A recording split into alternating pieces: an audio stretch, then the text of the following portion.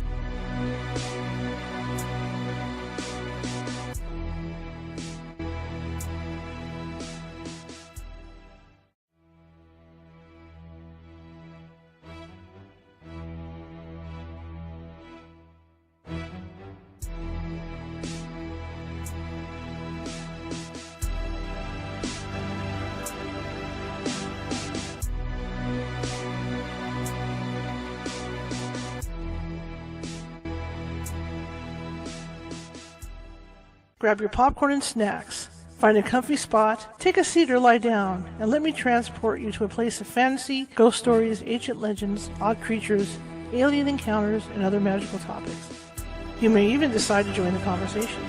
From faraway lands to your own backyard, with a small dash of pixie dust.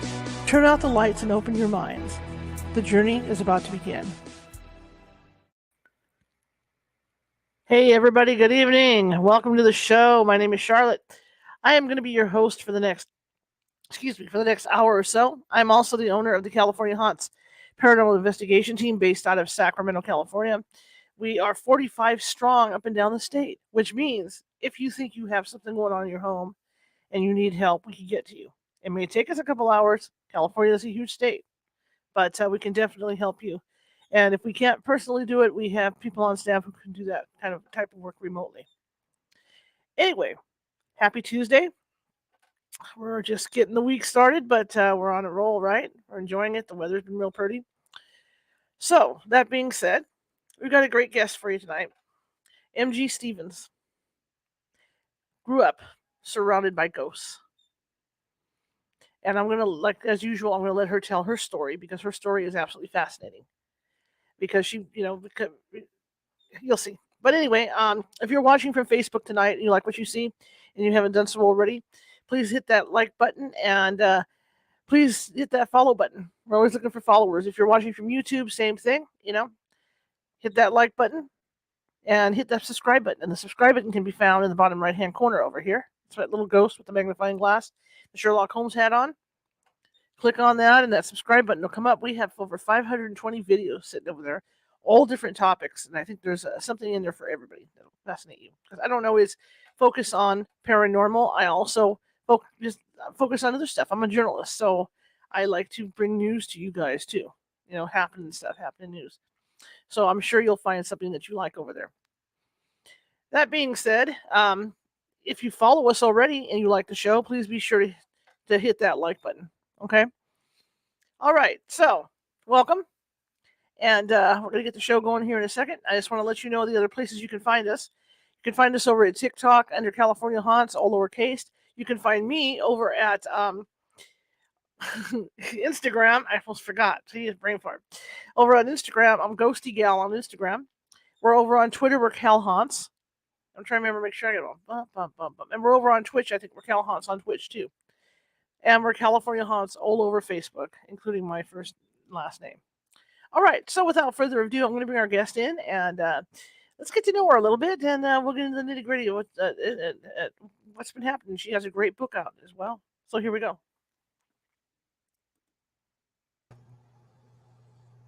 Hello. Hi, how are you? Good, how are you? Hanging in there. You have had a unique life. Yeah. And I grew up in an active house. My house is still active. Mm. But you have brought up an interesting question as to, is it the house itself or is it me? And you really had me in deep thought over that this past week.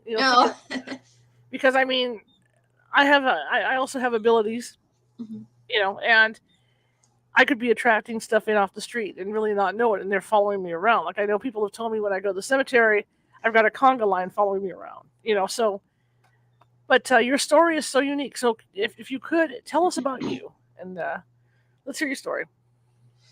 Well, my name is MG Stevens, and I am neurodivergent. I am autistic with ADHD, and I was born and raised in the South. And my mother was very, very psychic, for lack of a better word. She was very sensitive. And so in the South, she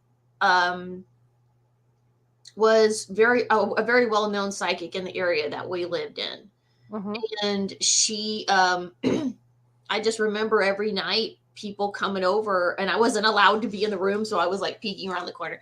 And I remember she, people would just be sitting there, and she wouldn't know them from Adam, and they would be like, "Oh my God, how do you know that?"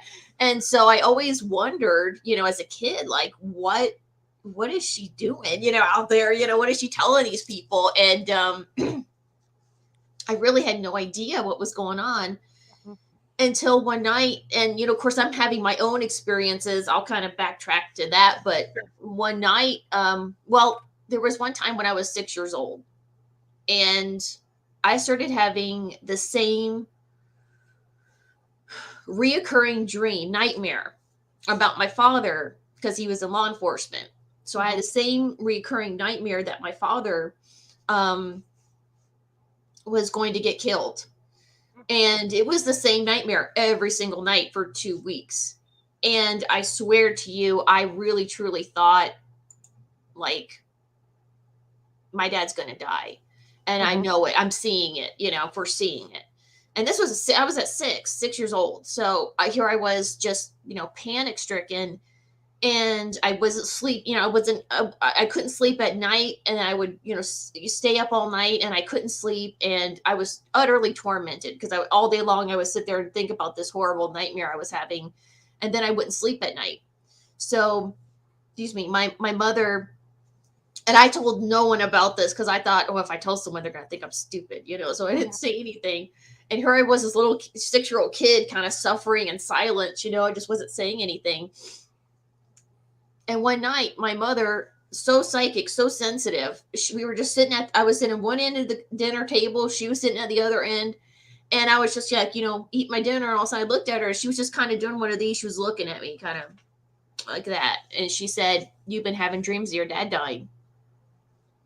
And I was like, oh, crap. And then she started describing the dream. And it was she was like, she even saw, like, I kept seeing a tombstone of my father's name with really green grass around it, and she told me every inch of that dream like it was her own. And she said, "You've been having it every single night for the last 2 weeks. You've been having this dream." And I was just stunned. And here I was, 6 years old, going, "Oh, that's what Mom does." Now I know. So now I got it. It was like, oh, she must be telling other people this. So going way back, I can remember having experiences as early as 2 years old or so. I was maybe about 2 or a little younger. And still to this day, I don't know what these experiences were. I've even asked Paul Eno. I've asked all kinds of paranormal pioneers. I'm like, what was this one? These 2 weird experiences that I had where they were literally out of body, I guess, astral traveling, something. I don't know. But I remember being a little, almost like a little baby. I was old enough to hold on to the crib. So I'm standing up in the crib and I'm holding on to the side. And I remember looking up and seeing something, but yet I have a distinct memory of looking down and seeing me as a baby. That happened twice when I was about almost 2, 3, somewhere around there.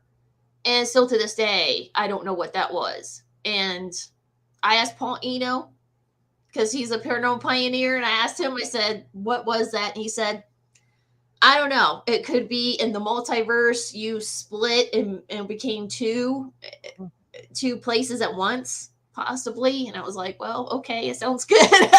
I don't know. But anyway, that was my first sort of real memory of something that I knew something was weird about my life. You know what I mean? I grew up, growing up as scary as it is, you're a little kid, and I was in abusive homes and, unsure settings, maybe not the right, my older sister used to take me out with her friends as a toddler, and, they were doing things that I should not have been seeing, like drugs and stuff like that. So I've had a kind of a, not so great upbringing at times. And, I remember, kind of not being in some not great situations, unsafe situations for a toddler, for God's sakes, so, but I remember just knowing I was different and not knowing how, why, who, what, where, you know what I mean? And when you're autistic and you have ADHD, that's kind of apparent from the beginning. You're different from everyone else. But at the same time, I also had this other side to my life, this other thing where I was really sensitive and I could pick up on people. I knew when someone was sad, even as early as a toddler. I mean, as a little kid, and I knew when my parents were sad or angry, upset. You know what I mean? I felt everything so strongly, like I was an exposed nerve. And I couldn't eat at restaurants. I remember being like as young as 4 and 5 years old, just freaking out, like, I can't stay here, because I would be in a Burger King with my dad, and all of a sudden I would start panicking because I could feel all this crazy energy around me. And it was like, get me out of here. I didn't even know, but the thing was, I didn't know what I was feeling. So here I was, this exposed nerve, you know, sensitive to everything, feeling everything, and not knowing what I was feeling, thinking I was dying, I was going crazy. You know, when you're a little kid and you think you're dying or going crazy, you kind of grow up neurotic. You grow up with a really bad anxiety disorder. And that's kind of what happened to me. By the time I was 14, I was agoraphobic. I couldn't go anywhere because I had such bad anxieties. And then, you know, the paranormal stuff. I mean, when I started encountering super malevolent energy, I was about 2 or 3 years old. And that's when I was kind of at the mercy of whatever was around. If it wasn't good, it picked on me, you know, and there was a few houses like that. I know as a kid, for me, to kind of compare, you know, circumstances too, everything I saw was shadow. I never saw like bright, cheery apparitions. It was always shadow. Like I had bunk beds, and I would look up, and a harm would be trying to reach down from the top of the bunk bed, and it was always a dark shadow. Or I'd see things come through my wall, and there were shadows. I'm so sorry. I'm so sorry you had to go through that. I made it. Yeah, you made it. Again, it's like we, you know, you and I and all the other folks out there that have been through stuff since they were kids, and that's why I started my own podcast, because you know, there's a lot of people out there with paranormal PTSD like us, where we're kind of like, we don't want, you know, we're certain situations, like we got to keep the closet door closed or open, you know, and some people, we got to sleep with the lights on or off. We got, you know, no dangling feet or arms off the bed. Nope. That's where they get, you know, I'll just tell you a story about paranormal PTSD. So I was, I lived with my father and his second wife, and they were non-believers. This sort of thing didn't happen. I was crazy. What was I saying? You know, I'm a naughty kid for complaining, but in my stepmother's apartment condo, she shared walls with another apartment. That was always, it's so strange because this one apartment, and I even Google Earth this thing, this one apartment was always vacant. It was always like, if someone moved in, they moved out really quickly. Like they weren't there more than like a month or so. It was always for sale or always for rent, I noticed. And it just it gave me the creeps, because you had to walk up on this particular apartment to get to my stepmom's apartment.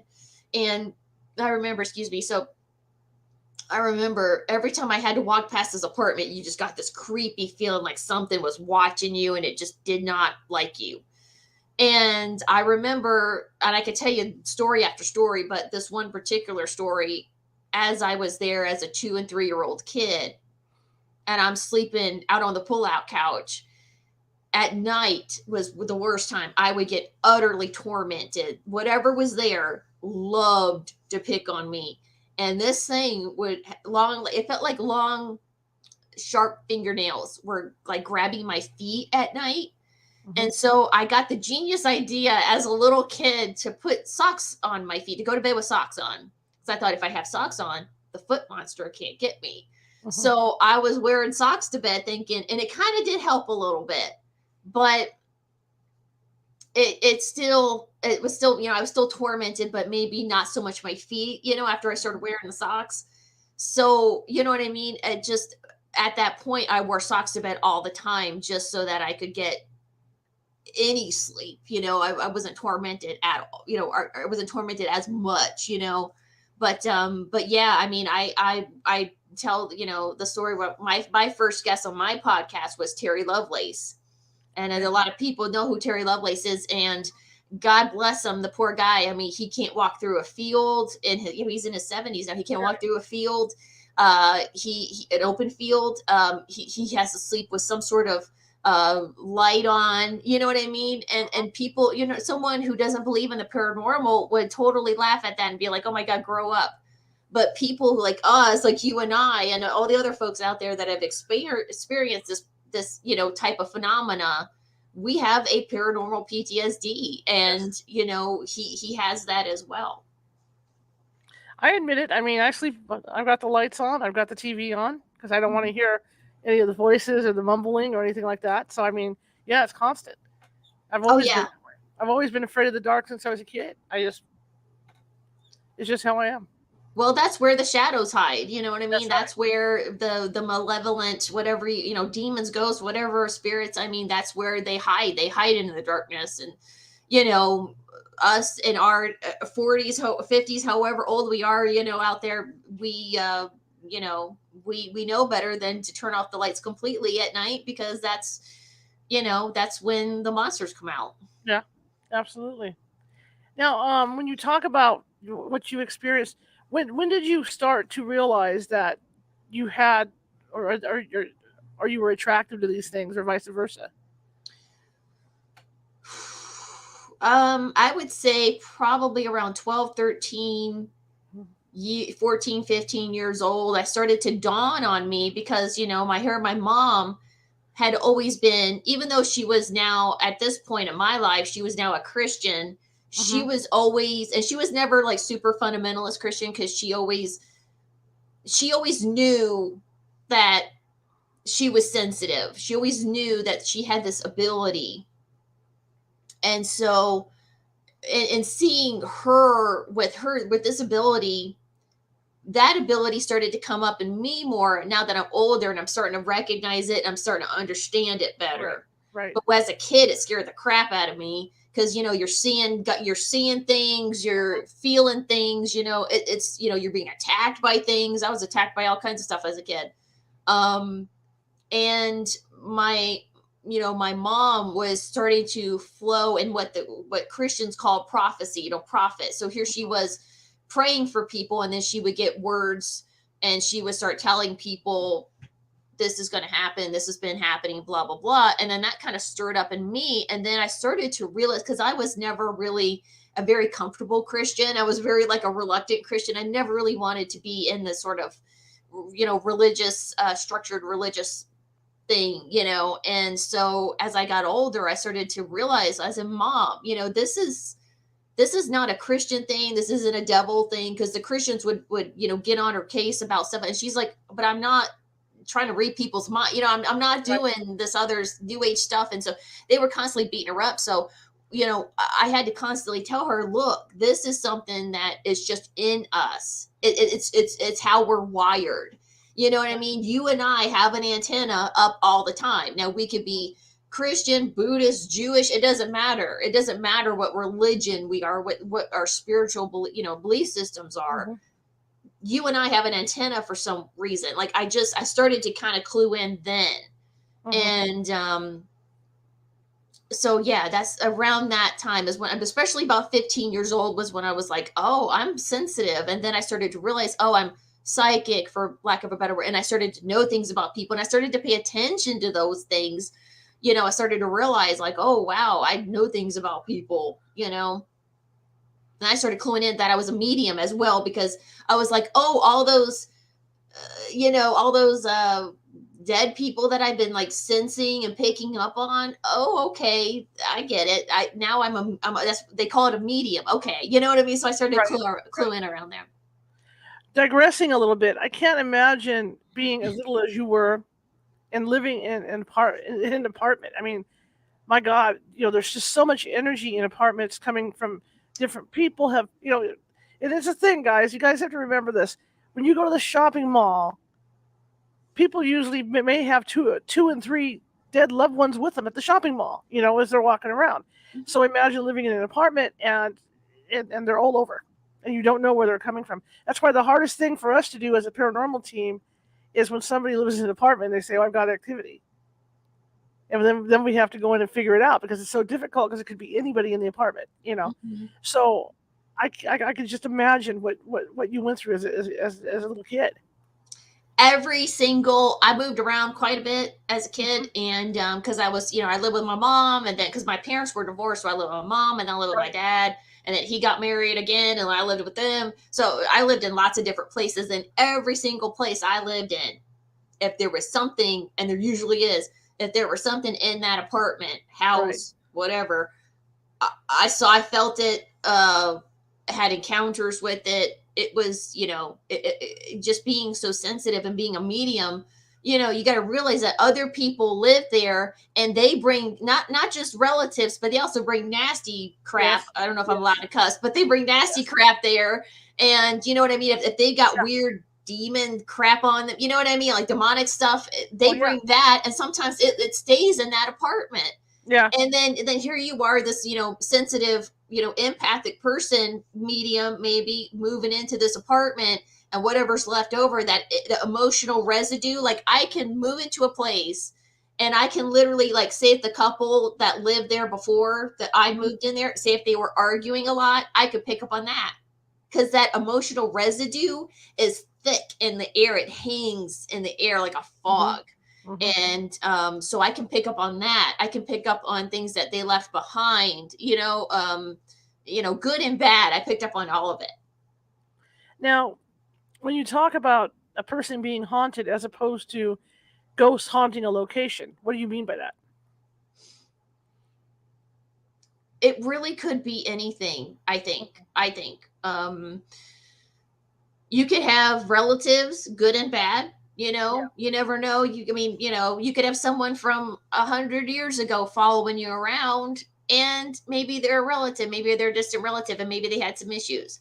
So they're kind of all messed up, and they're just kind of like hanging out, like, hey, you know, I'm your long lost, you know, cousin or uncle or something. You know what I mean? Or grandparent, and they're just kind of like, bleh, you know, and they're bringing that kind of not so great energy into your life. Or you could just attract, because you got to realize, if you're a medium, if you're an empath, you're like a beacon. You're this Right. bright light to any kind of entity that's hanging around. You know what I mean? You could be walking home and pick up stuff. That's why I'm really a very strong um advocate for cleansings, weekly cleansings, daily cleansings, monthly cleansings. I don't care what religion, what spiritual belief system, if not atheist, I don't care what you are.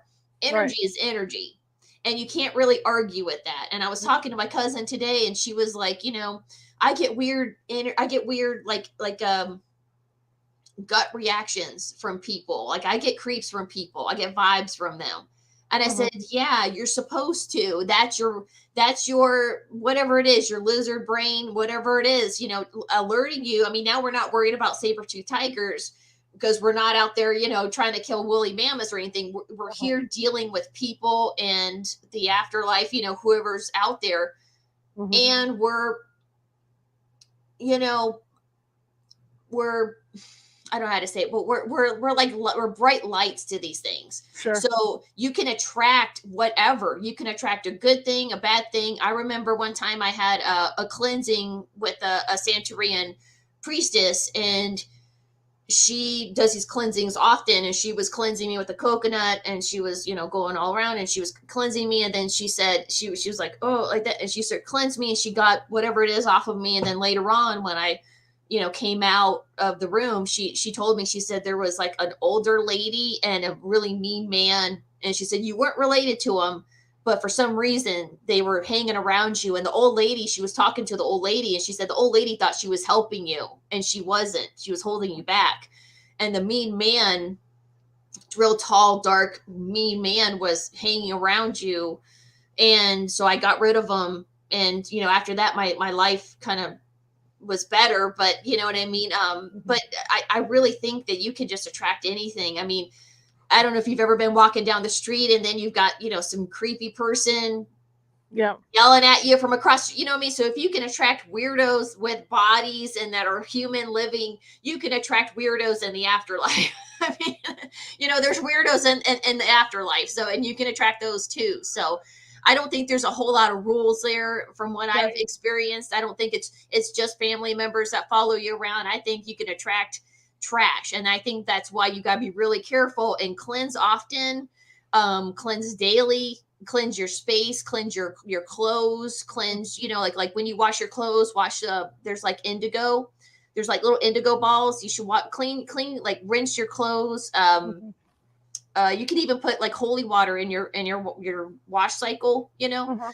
um and wear whatever it is protective. You want to wear a little bit of sage, you know, in your pocket, or you want to wear a crystal or an amulet or a cross or whatever it is, something that's blessed, a blessed rosary. I mean, whatever you want to wear that you feel is protecting you, do it. Don't feel weird. You don't have to tell nobody. Right. Put it in your pocket, whatever. But do things that are protective and cleansing, just for your own sake.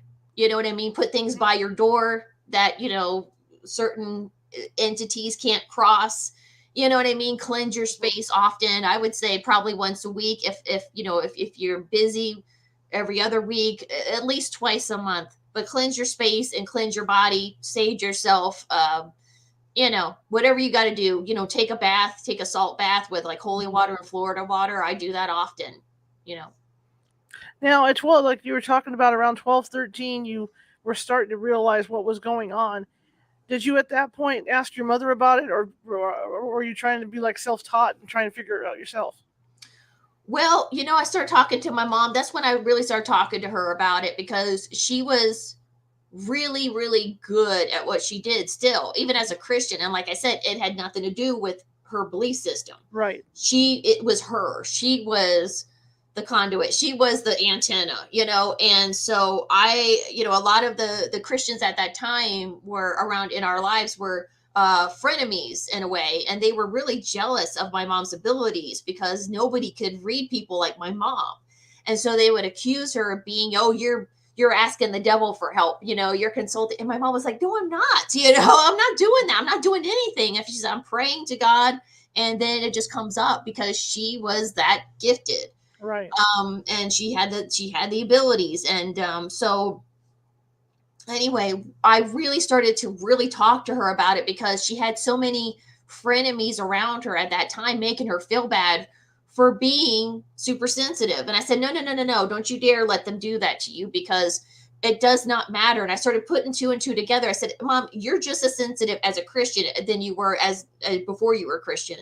So this tells me and us, it should start ringing a bell here that you and I are both antennas, no matter what we believe in. So I started really working on her at that point to hopefully get her to a place where she was not a bully. She was not bullied by the people around her. I was trying to get her to see it differently.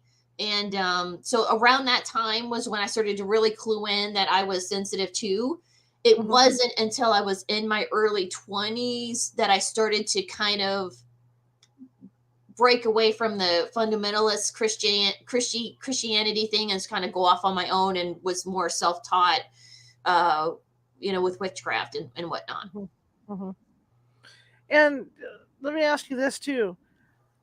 Growing up, in your teens, now you're going to go through that point where your body's changing and all that's happening, and that's where the cases that we go out on, that's where a lot of poltergeist activity starts to happen in houses too. Did you go through a period like that where you might have been causing stuff as well? Yeah. When I first came back, I came back to live with my mom after living with my dad and his abusive wives. I came back to live with my mom. I was about 14. I just turned 14. And I had accumulated, because I lived in war zones. I lived with horribly abusive people. And then I lived in horribly abusive, or not horribly abusive, people in houses, but I lived in haunted houses as well. So all those places that we lived in at least 4 different places, and all those places were haunted with something. So I had God knows what kind of stuff on me that I was kind of, bringing to my mom's place. And my mom, again, being really sensitive, kind of started really praying for me. And I remember one time she sensed that I had something on me. And so she prayed for me, and I could feel this thing. It was kind of like a little impish demonic thing. And it was jumping all over, and I could feel it on me, and she felt it too. And she was like, she got a towel, and she was like, get off her, get off her. She started screaming, and she started praying. And then all of a sudden, my mom, she was getting so frustrated with this thing because it was just jumping all over. She put her hands on my head and said, get out of her right now. And this thing, literally, I could feel it come up. And as it came out, like past my mouth and throat, I let out a huge blood curdling scream. That was not me. I don't scream like a horror movie scream, but this thing, as it was coming out, it went, Wah! And it came out, and then it jumped on my mom's, sorry, my alarm. It jumped on our roommate. So our roommate was standing there praying, and it jumped on him. And my mom said, "Get out of him!" And so she was, and then we saw it jump. We actually drove the church van, and this thing actually got in the church van. So they went out there and prayed on the van, prayed at because it was in the van. We all saw it, and it eventually left. But yeah, that was kind of an interesting night. When you think about this and what you experienced and what I experienced, you kind of think about the movie Poltergeist, because what those spirits, what those ghosts liked was Carol Ann's energy. That's what drew them, because it was an innocent, clean energy. And I think that's what happens to a lot of people when they grow up like we did. That's what they're attracted to, is that, you're, like you say, that beacon of real clear energy that they want to feel. Yeah, like I got that feeling when I was very, very young. I was, like I said, I was a toddler when I started to really experience the energy of my stepmom's condo. And whatever was there was pure evil. And whatever was there, it delighted in torturing me. Because I was this, sweet little innocent kid, just kind of, and here I was a medium and had no idea what that was. I didn't know what it was. I didn't know I was attracting things. So here I was just kind of playing with my Barbies, and all of a sudden I'd be like, and I could feel this thing coming, like, and get my face. I could feel it. And I was just like, oh my God, so I would run out of the room. So whatever this thing was, just loved to torture me, because it was like, oh, here you are, little kid that doesn't know what's going on. Well, I'm going to just torture you. And it delighted in it. I could feel that. Even as a little kid, I could feel it. I knew whatever this thing is, it's having fun. It likes picking on me, and I can honestly say, I think that's a lot of what these malevolent entities are that we all struggle with, as kids, growing up in abusive, or not abusive homes, but active homes. I think these things see us and they're like, oh, here's a little kid, I can torture it, and it literally has fun making us think we're crazy and making us, kind of wonder. Because I mean, you're a little kid and something is whispering in your ear at night, and you wake up and there's nothing there. I actually had something physically attack me, but I didn't see anything. But this thing was attacking. It was on me. I could feel the weight of it. So, yeah, I mean, I think from what my experience, at least, that these things really enjoy torturing young, sweet, innocent kids, It's because you can't fight back, and they know it. That's the thing. The other thing I was just thinking while you were talking too, I lost my thought. That's okay. I'll find it again. It's over there. Sorry. It's over there somewhere. I do too. But while you were talking as well, is that, they do pick on this. Now, I know what I thought of. Now, when you would move from place to place, did any of them follow you over to where you were going? I don't know. It was hard to tell because every place had its own energy. Right. It could have, but the tormenting was never the same. It was about every house. There was a specific thing that would do certain things, and who knows? Maybe it was the same thing, but I don't know for my case, because I know that stuff will follow you. Sure. I've seen it. I've seen it with other people. Right. But for me, I don't think so. But I noticed, very interestingly, I lived in my stepmom's condo from the ages, well, I visited until I was about 8 years old, and I moved in when I was about 8. Right. So I experienced the same kind of torment. It would just had a repertoire of things that it would do every single night. Right. And I remember we moved out when I was almost 10. And I remember I spent some time away because my dad had remarried. So I spent, lived with him and this, new wife. And then when I was about 14, 15, I went back to the condo, the old condo, to see my stepmom and kind of, talk, kind of get to, reconnect with her again, because I hadn't seen her in years. And wouldn't you know it, that same, whatever it was, spirit demon thing, I don't know, that same thing was there, because I was sleeping on the couch, and sure enough, that same whispering in the ear, the same little repertoire of things was happening as I was there, as I was as a 15-year-old. So I spent years away, and then I came, living in other places, and then I came back. And as I walked up those stairs, I got that twinge of like, oh God, I could feel it going, oh, you're back. Yay. I can feel it like like delighting, like, oh, I get to torture you now again, like welcome back. And so I remember I was sleeping on the couch, and this thing did the same crap it did when I was a little kid. And I was like, wow. And I just remember, again, I Google Earthed it a couple months ago, and I thought, I bet that thing is still there. I bet it's still there. I was thinking too, because I also teach basic psychic development classes. And one of the main things I teach is teach people how to open and close the door. Because one of the things that I tell them flat out is I say, hey, it's all fine and dandy once you open that door, but it's not going to be the nicey stuff that's coming through all the time. Yeah. Yeah, that's true. Well, was that something you had to learn as a kid, or was it something you learned later on? I didn't know. I didn't learn much about opening, closing doors, because again, I was clueless till I was, in my teens, and I was like, oh, because you know what? It was interesting.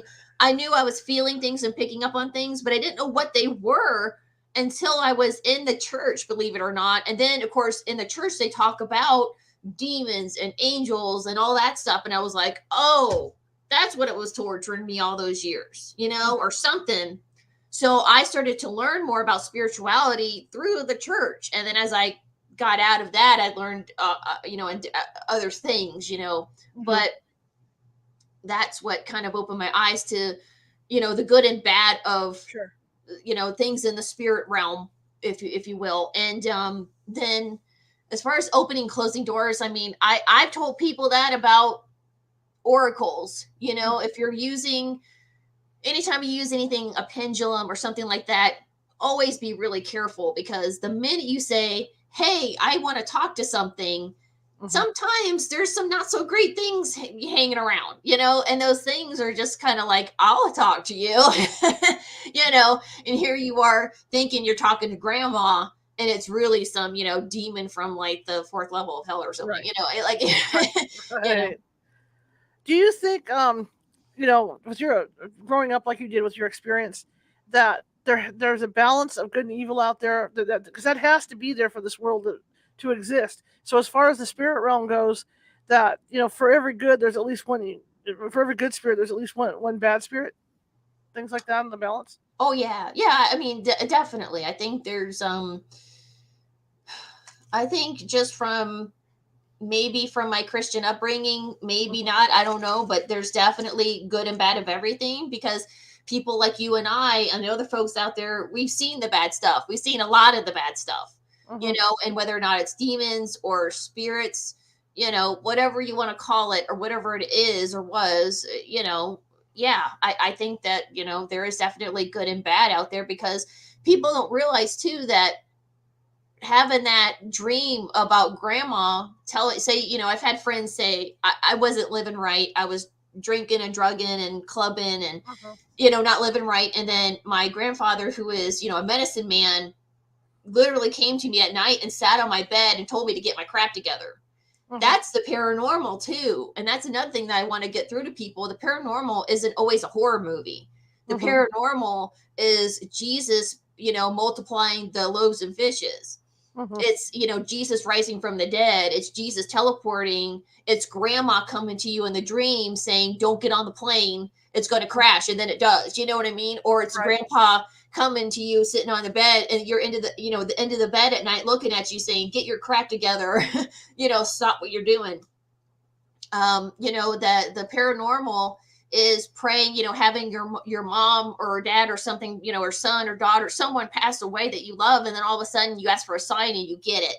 You know what I mean? The paranormal is a big tree with lots of branches, and it's not always a horror story. So I want to, I'm constantly telling people that, like, that right there was the paranormal, that sign that you prayed for and you got from grandma. Well, guess what? That was the paranormal too. So, yeah, I mean, I think the world, the paranormal world, the afterlife, the spiritual realm, whatever you want to call it, whatever name it has, I really think that it's got everything. It's got angels, demons, passed on loved ones or ancestors. Ancestors are all around, So, to digress a little bit, once you started to realize kind of what was going on, how did you control it?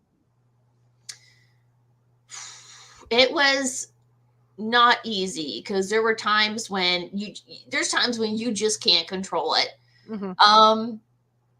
I remember one time when my second stepmother had gotten hit.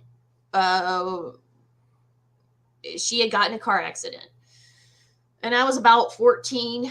I just came to live with my mom, and I remember we were standing, and this is in my book, but I was standing outside, and I wasn't trying to feel anything. I didn't really know to control it or not control it, but I just was standing there, and all of a sudden I got a rush of anxiety and terror, and I saw my dad, and I saw an ambulance, and I was like, oh my God, Mom, you got to call Dad. You got to call Dad. So even though I wasn't trying to feel anything, it still comes through. So I'm a firm believer that sometimes you can control it. You can say, look, not today. I'm dealing with too much. Or, and no matter how much you say that, like I have done that where I've done, look, I'm not in the mood today to feel nothing, to think of, I don't want to hear nothing, go away. And if I'm supposed to feel something, it still comes through. So I don't think you can really control it 100%. I think it's almost like a dimmer switch. There's times when you can really try to, like when I do medium work and I people ask me to help them with something or their house is haunted or something, I can then turn it up all the way to 10 and I can sit there and really kind of like, okay, what's going on? What am I feeling? And then there's other times when I'm really going through something and I kind of turn it down and I'm like, I don't want to hear anything. And I just kind of focus on something else. And, but something, I mean, if I'm supposed to feel something like, if I have a friend or someone going through something, I will feel them. It will come up. So yeah, again, I think it's more like a dimmer switch. It's not so much like an on and off switch. Sure. Yeah. Yeah. See, I've had experiences where, I've kind of let my guard down or dimmed it, kind of let my guard down a little bit, sitting in a haunted opera house, going over the post information with the client. Right. And all of a sudden I feel something go through me. And I'm thinking, well, that's going to wipe me out. Yeah. And that's the other thing that happens. I don't know if early on it happened with you, but I would have these encounters and I'd be down for 2 or 3 days afterwards. I was so exhausted. Yeah. Spiritual work is exhausting. It is draining. It's something that, I really firmly believe that people like us that do spiritual work, if we don't do stuff to ground ourselves and to cleanse and to protect and, to do all, I mean, it will wear us out. I've seen a lot of people in the paranormal who don't take care of themselves. They don't get a little me time. They don't get a little decompressing. They don't, detox or whatever it is they got to do, whatever it is you got to do. They don't do that. And I've seen them like just leave the paranormal world because they get so unbelievably worn out. You will burn yourself out if you don't take care of yourself. Oh yeah, absolutely. Absolutely. Next question I have is, once you started realizing what was going on, what set you on the path to decide to use your abilities to help people? I was working with my mom. We were actually helping people. People would call us and say, our house is haunted. We just bought an office, like an office complex, and it's really haunted, and we need help. We would go in there and pray and cleanse. My mother was great at cleansing, delivering thing, deliverance, like deliverance ministry. She did tons of that. And we were actually quite successful and it was great. And so I kind of realized, I really want to keep helping people. And so now, going through what I've been through and meeting so many other people, I just want to help in any way I can, even if I'm just part of a team and they're like, Marie, do you feel something? And I'm like, yeah, I feel that there's something in this corner, or a lady died here, or blah blah blah. Even if I can contribute just a little bit and bring a little clarity to the situation, then I feel like I've done something, to kind of bridge that, because that's what that's what mediums, you and I, people like us, that's what we do. We're trying to be the bridge between the living and the dead, Right. and or the living sort of physical world and the spiritual realm. That that veil, we're supposed to be that bridge. So yeah, if I can help even a little bit, then I feel like I'm bringing some kind of clarity. I feel like I'm doing something. Has there ever been a time, and I know you talk about dealing with darker forces as a kid, but as an adult now, has there ever been a time that you've run into anything that has really scared you? Yeah. I had an apartment. I'm living in Los Angeles at the moment, and I had something going on in my when I moved out here in 2011. I moved into an apartment. Again, I was really wary because, us sensitive types have to be, really careful about where we moved to. And so I was really wary of sharing walls with people because I thought this never goes well. So I was like, oh God, I'm in for it. So anyway, I did that walkthrough with my old landlord, where I was like, okay, look, can I just walk through on my own and just kind of, just kind of look at everything. And I didn't tell her, but I was just like looking, all just kind of like, okay, is there any demons around? Like, what's going on? And I didn't feel too much. I felt it was pretty clean. It's pretty, benign.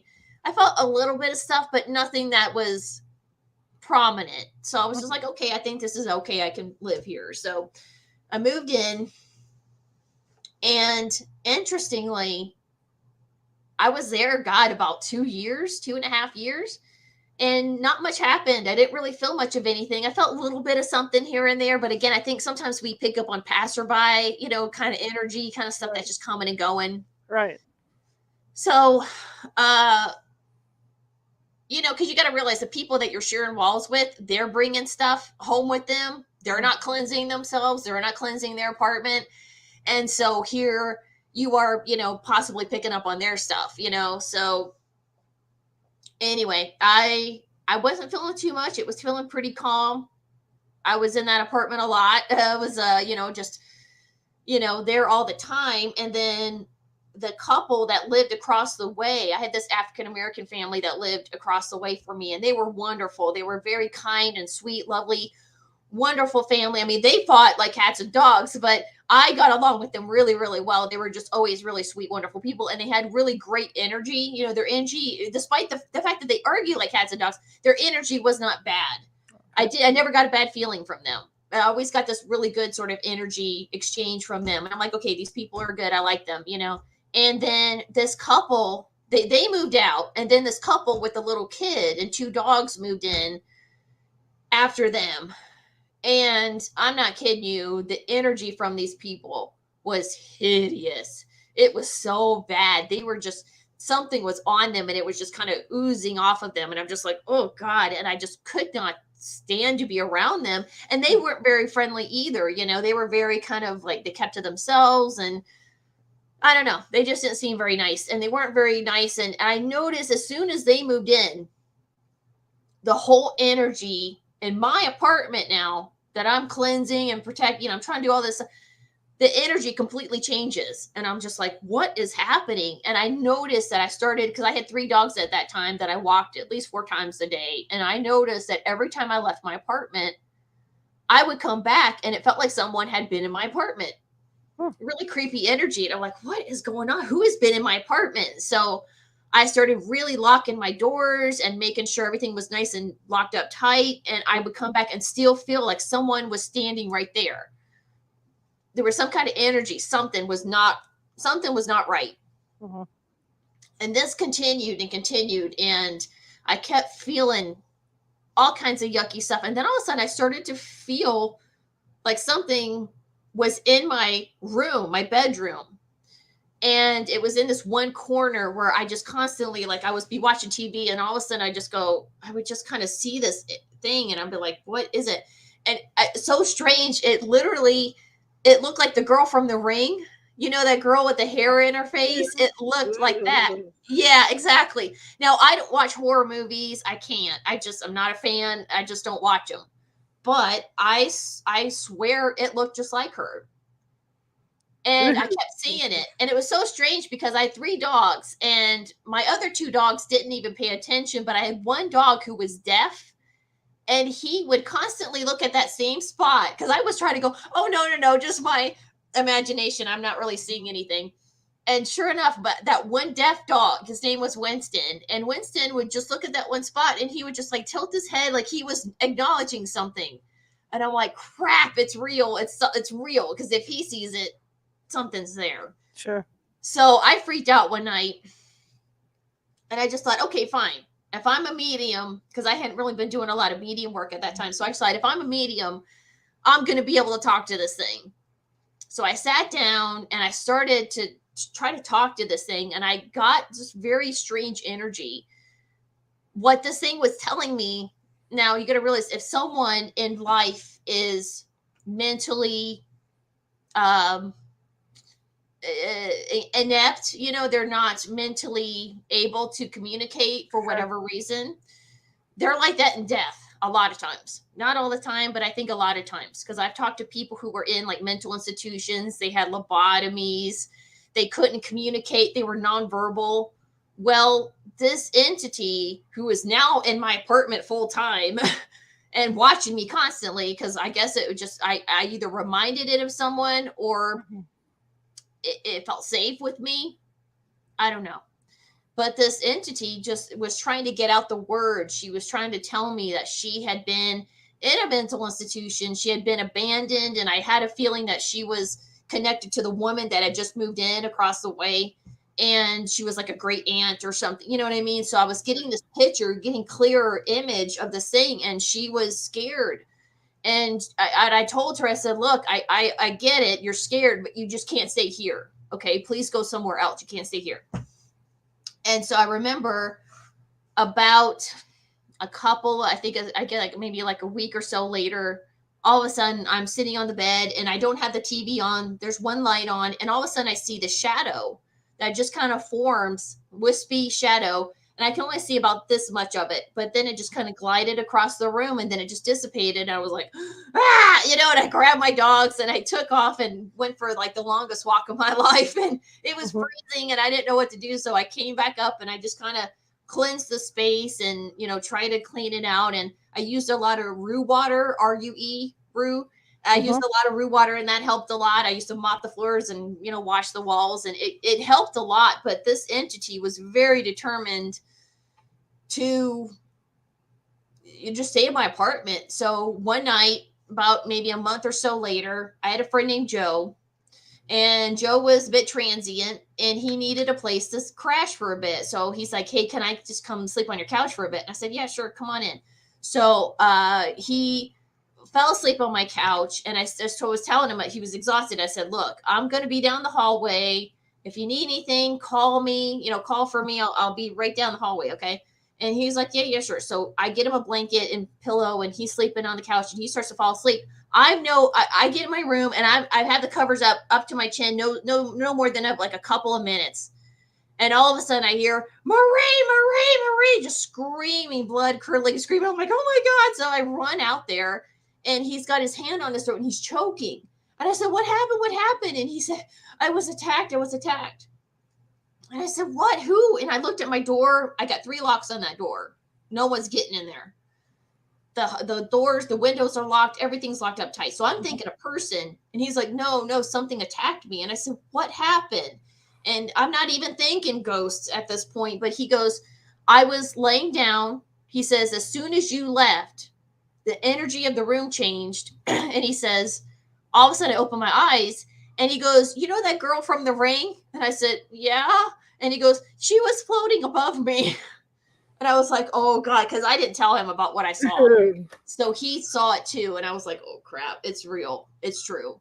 And he said, she was floating above me. And he said, as soon as I looked up, I saw her. And he said he got a feeling like she was wondering what he was doing there. She was curious about him.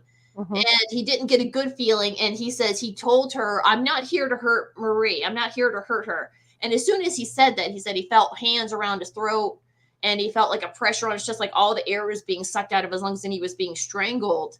And he screamed for me with the last little bit of air that he had in his lungs. And he said, as soon as he did, she like turned around and flew out the window. And, so yeah, that's the latest thing that happened to me. That was a few years ago. Wow. And it was not a good entity. For some reason, it wasn't picking on me, but it would pick on whoever came to my apartment. So it was really weird. But yeah, I mean, that scared me really bad because, as a medium, I'm doing everything I can to keep this thing at bay. And it's determined to get in my apartment and stay there and just stare at me all night, So yeah, that's creepy. Very creepy. I have a question in the chat room. What is rue water? Rue is an herb, and also the Spanish word for it is ruda, so it's Ruda. Okay. And rue water, you can find it in botanicas. You can just type it in rue water. You find a lot of it on Etsy. There's a lot of witches on Etsy that make it.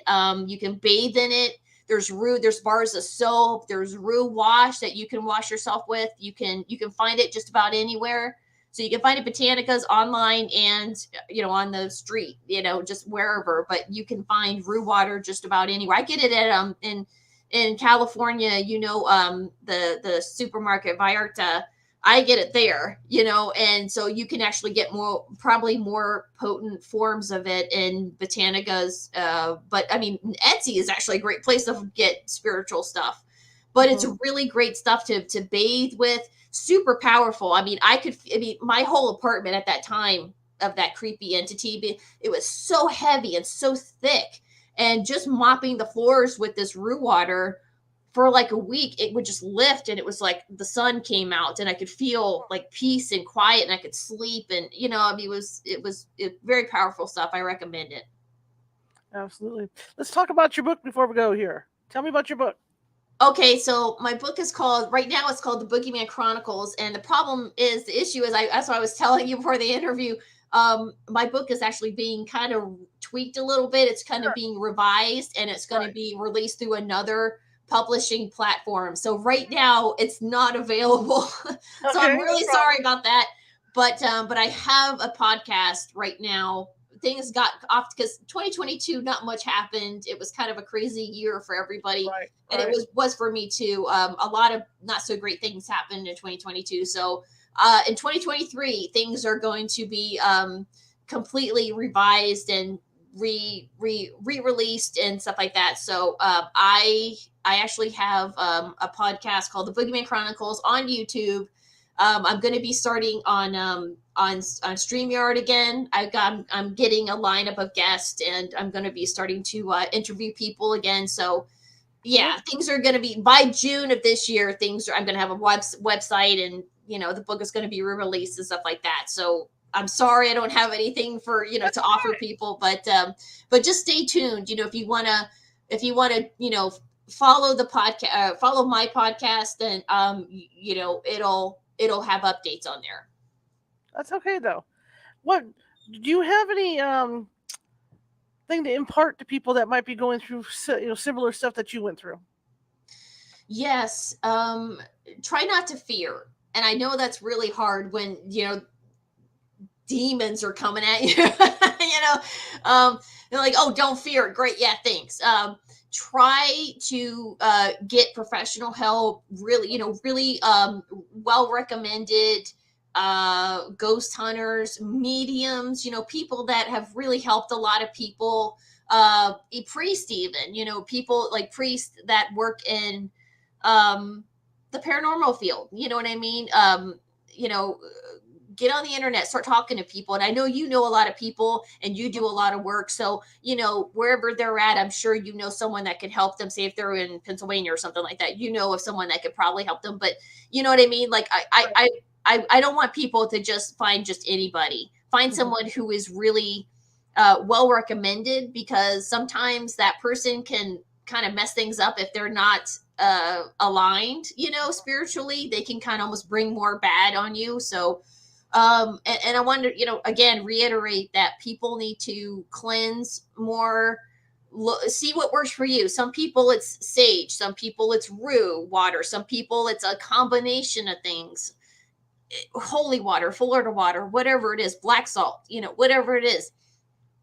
Please find that thing that works for you, and don't forget to cleanse and protect your home, your clothes, your body, your car, anything, everything, your animals, sage your animals, your family members, even Right. if they don't really believe in that, still, try to sneak it in there. But, please don't ever, not realize that is really super important to cleanse and to take protective measures, because just because you can't see it doesn't mean there's not something hanging around or something that could follow you. You know what I mean? Things can Right. attach themselves, and not all the time. I don't want to scare people, but just be careful.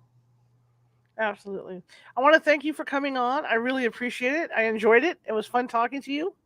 Thank you. Yeah, it was honors. It was fun talking to you too. I appreciate it. I like talking with like-minded people. Yeah, I do too. I do too. And I'd like to get you on later on. When things start rolling for you, we'll get you back on here. Yeah, absolutely. I'll let you know. All right. Could you give the link to your website? Or not your website, but your YouTube? The YouTube is the Boogeyman Chronicles. Mm-hmm. And also, if you have a story to share, whatever it is, I would love to hear your stories. And you can contact me at boogeymanchronicles@outlook.com. All right, fair enough. Thank you so much, and have a good rest of your evening. You too. And Thank we'll be you. in touch. Thank you. Okay. Hit the right button. There we go. I hate buttons. All right, that was fantastic. It's fun to talk to somebody that went through stuff similar that I went through as a kid. In fact, I've got a thing going on TikTok right now called Growing Up Psychic, where I talk about some of my experiences, and what I went through in my family, not quite believing me. They thought I had this huge imagination. It really wasn't imagination. Tomorrow evening, I will not be here because it's a pre-recorded show. And like I said, I told you guys at the offset when I went on vacation, we were going to have some pre-recorded shows mixed in with these regular live shows, and I'm caught up, so it's going to be kind of nice. We're back on a regular schedule now with guests and everything. Chris Albeck will be with us, and Chris Albeck has spent the majority of his life collecting stories about UFOs, but not just any stories. A lot of the stories you get start pretty much at Roswell, and then it builds up from Roswell. Well, he's collected stuff beyond Roswell, all the way back to the 1800s. He's got UFO sighting stories, and man, he just had some incredible information when I interviewed him. So I hope you guys tune in tomorrow, 6:30 p.m. Pacific, to watch that. That will be over on our YouTube channel. I have it posted over on Facebook as well for you guys to check out. So you can go over there. But he was a very interesting guest, and I think you guys will like him. Really like him. Okay, that being said, here we go. If you like the show, share it with 5 people. If you hated the show, share it with 5 of your enemies. We are equal opportunity here at California Haunts Radio. And again, check out YouTube. Check out our YouTube channel at youtube.com/ampersand California Haunts Radio. We have 520 videos sitting over there, and I think you guys will find something that you like. I want to thank you all for coming tonight. I really appreciate it. And I will be on chat tomorrow, even though I won't be live. I will be on chat tomorrow to talk to you guys about Chris Albeck. And like I said, do check that show out. It should be a really interesting show, because he really goes into the history. If people seeing these things, even with the Great Pyramids, he's got reports from the Great Pyramids of people seeing UFOs and stuff. So it's going to be an interesting night tomorrow. Okay, guys, I will see you tomorrow on chat. Have a good night.